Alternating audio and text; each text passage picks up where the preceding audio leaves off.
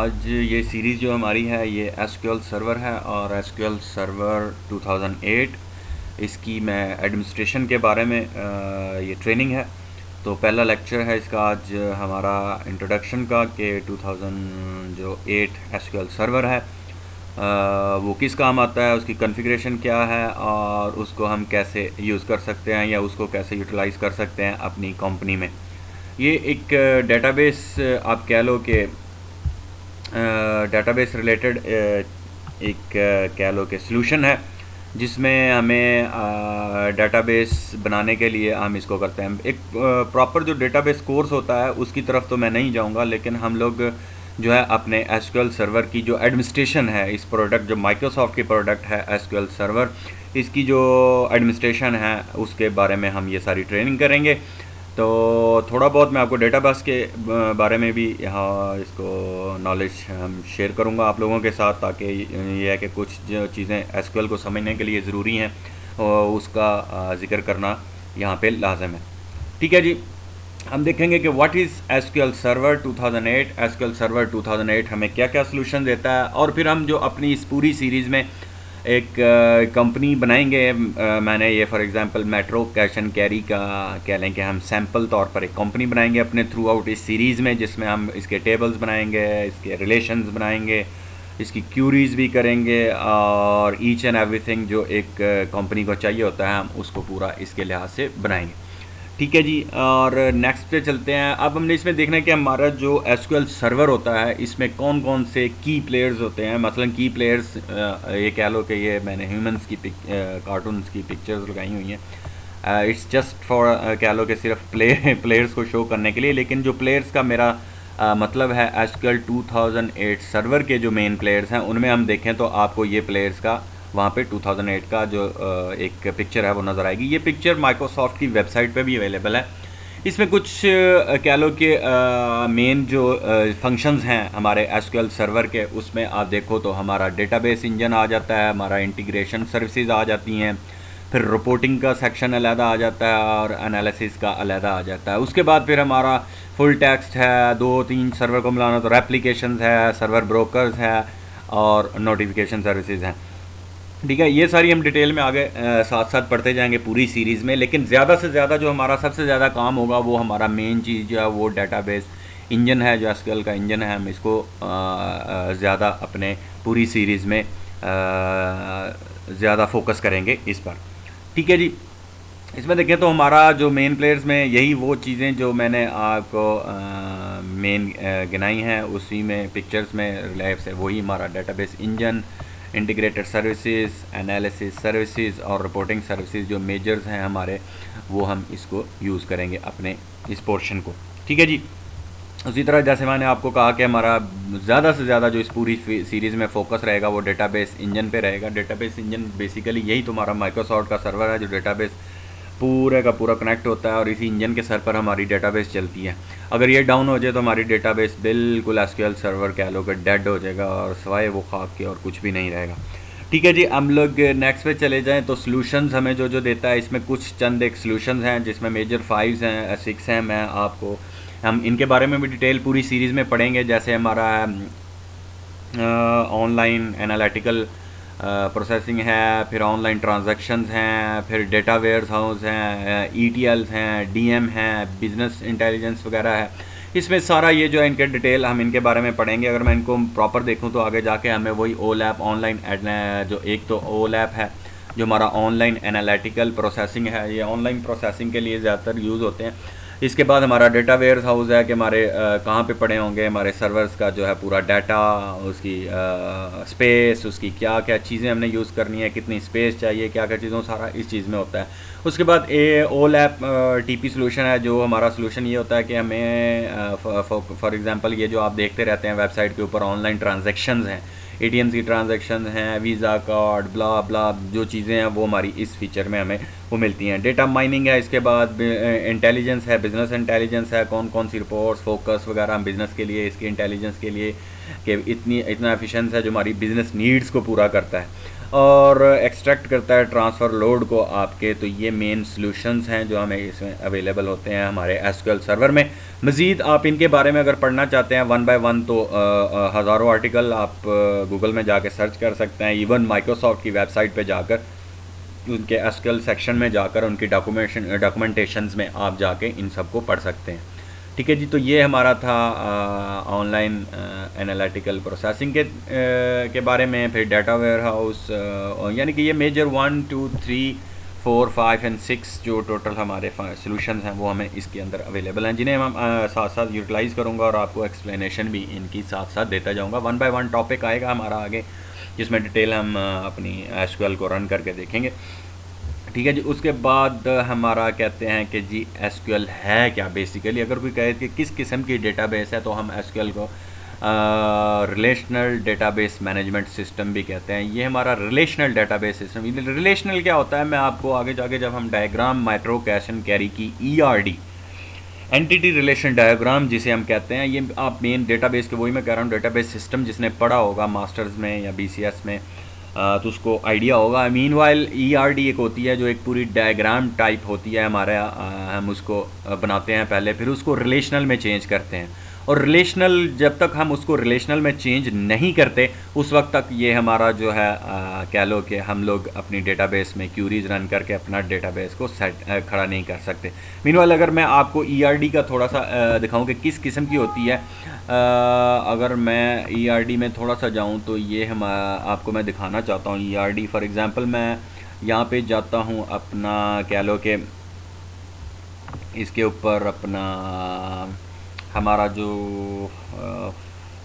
Google Chrome है, चाहे internet explorer की जगह गूगल क्रोम है हमारा, हम इसको यूज़ करते हैं। और गूगल क्रोम में जाके मैं लिखता हूँ सिंपल, आपको मैं ERD के इमेजेस आप देखो तो हम लिखते हैं जी ERD एंटिटी रिलेशनल डायग्राम। ठीक है जी, आप इसमें देखें तो ये इस किस्म की होती है हमारी ERD। ठीक है, हज़ारों किस्म के आपको मिल जाएंगे यहाँ पे इसके बारे में इंफॉर्मेशंस, ये होता क्या है, इसके अंदर किस तरह का हम इसको किस तरह यूज़ करते हैं बनाने के लिए, एक डेटाबेस डेवलप करने के लिए हमें इसको पढ़ना लाजमी होता है। इसमें फिर आगे चले जाओ तो हमारा कॉर्डिनलिटीज़ आ जाती हैं इसमें, many to many, optional to many और मैंडेटरी टू मैनी।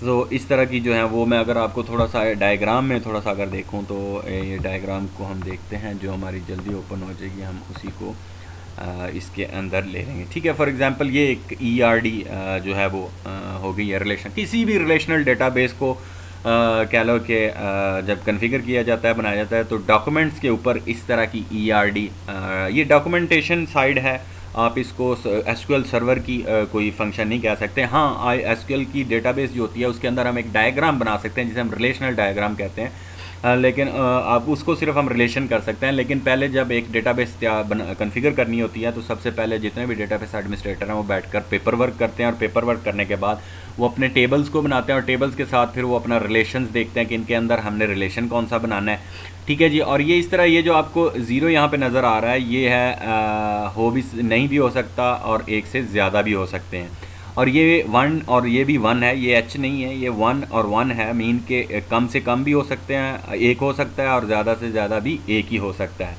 ठीक है, ये कॉर्डिनलिटी हम इसे कहते हैं। ये कॉर्डिनलिटी होती है एक रिलेशन दूसरे, एक टेबल के दूसरे टेबल के रिलेशन के दरमियान। फॉर एग्जांपल इसमें देखो तो ये भी देखो, ये जो आपको आगे V टाइप ये इस तरह का नज़र आ रहा है, ये आपका मैनी है और ये आपका ऑप्शनल है, लें या ना लें। ठीक है, यहाँ पे ज़्यादा से ज़्यादा भी एक है और कम से कम भी एक है। तो इनको अंडरस्टैंड करने के लिए आप डेटाबेस की कोई भी कह लो कि बुक ले लें या उससे किसी लिंक को देख लें, तो आपको ये कॉर्डिनलिटीज़, जिसे हम कॉर्डिनलिटीज़ कहते हैं कि रिलेशन की कॉर्डिनलिटीज़ क्या हैं, इन दोनों की आपस में कॉर्डिनलिटी क्या है, इसकी इसके साथ कॉर्डिनलिटी क्या है, इसकी इसके साथ टेबल की क्या है, इसके साथ रिलेशन की कॉर्डिनलिटीज़ क्या है। फिर हम इस रिलेशन को, ये जो है ना, इसको फिर हम कन्वर्ट करते हैं अपनी रिलेशनल डायग्राम में, और फिर उसके बाद हम आगे फर्दर जो अपना वो चलाते हैं। मैं वापस अपनी स्लाइड्स पे जाऊंगा, मीनवाइल हम इसको क्लोज़ कर देते हैं और ये यहाँ से, और वापस हम अपनी स्लाइड्स पे जाते हैं। और मैं वहीं से हम अपना शुरू करते हैं आगे। उसके बाद एक तो ये relational diagram, relational database system है जो हमारा एसक्यूएल सर्वर है। याद रखें, कोई पूछे कि ये एसक्यूएल सर्वर कौन सा डेटा आपका मैनेजमेंट सिस्टम, तो हम किसे कहते हैं कि ये रिलेशनल डेटाबेस मैनेजमेंट सिस्टम है, RDMS हमारा ये रिलेशनल है। इसके साथ आप ओरेकल भी देखें तो वो भी रिलेशनल है, और भी बहुत सारे अवेलेबल हैं, फ्री सोर्सेज हैं डेटाबेस की जिनको आप यूज़ कर सकते हैं, वो भी रिलेशनल डेटाबेस टाइप है। ठीक है, उसके बाद इसमें आ जाती है हमारी SQL, जिसे हम स्ट्रक्चर्ड क्यूरी लैंग्वेज कहते हैं। ये क्यूरी लैंग्वेज हमारी चलती है हर SQL पे भी चल सकती है, ओरेकल पे भी, और बहुत सारे जो डेटाबेस सिस्टम्स हैं उन पे चलती है। उसके बाद माइक्रोसॉफ्ट का अपनी भी एक है पर्सनल, कह लो कि उन्होंने अपनी बनाई है ट्रांजैक्ट SQL, जिसे हम ट्रांजैक्ट स्ट्रक्चर क्यूरी लैंग्वेज कहते हैं। लेकिन ज़्यादातर हम जो है वो स्ट्रक्चर क्यूरी लैंग्वेज जो अपनी इसकी SQL सर्वर की है, हम उसी को यूज़ करेंगे, और इसी के अंदर हमारा ये ट्रांजैक्ट भी शामिल। ठीक है जी, और मीन वाइल कोई एज एच इस स्लाइड पे और कोई चीज़ है नहीं है। नेक्स्ट करते हैं। नेक्स्ट करने के बाद डाटा इंजन्स, हमारे टूल्स क्या क्या हैं हमारे पास डाटा इंजन्स के, जिसके ज़रिए हम अपने SQL को कॉन्फ़िगर करेंगे, और इन टूल्स को हम इस्तेमाल कर सकते हैं हमारे कह लो कि टूल को इस्तेमाल करते हुए हम अपने डाटा पूरी मैनेजमेंट और कॉन्फ़िगरेशन अपने SQL सर्वर पे कर सकते हैं। फॉर एग्ज़ाम्पल पहला हमारा जो है वो मैनेजमेंट स्टूडियो है, जिसमें सबसे ज़्यादा हमारा काम इसी के अंदर होगा। मीन राउंड अबाउट आप कह लो कि तकरीबन 80% काम जो आपका डेटाबेस एडमिनिस्ट्रेशन का काम है वो इसी टूल के अंदर होता है। इसी को यूज़ करेंगे, इसी में डेटाबेस बनेगी, इसी में टेबल्स बनेंगे और बहुत सारी चीज़ें। ये एक मेन टूल होगा जिसके अंदर हम सब कुछ आगे जाके करेंगे। उसके बाद परफॉर्मेंस टूल है, इसकी परफॉर्मेंस चेक करने के लिए। फिर ऑटोमेशन टूल्स हैं कुछ, ये जैसे जैसे टॉपिक हमारे आगे बढ़ते जाएंगे वन बाय वन, ये आपको और डिटेल इसके बारे में नॉलेज मिलता जाएगा।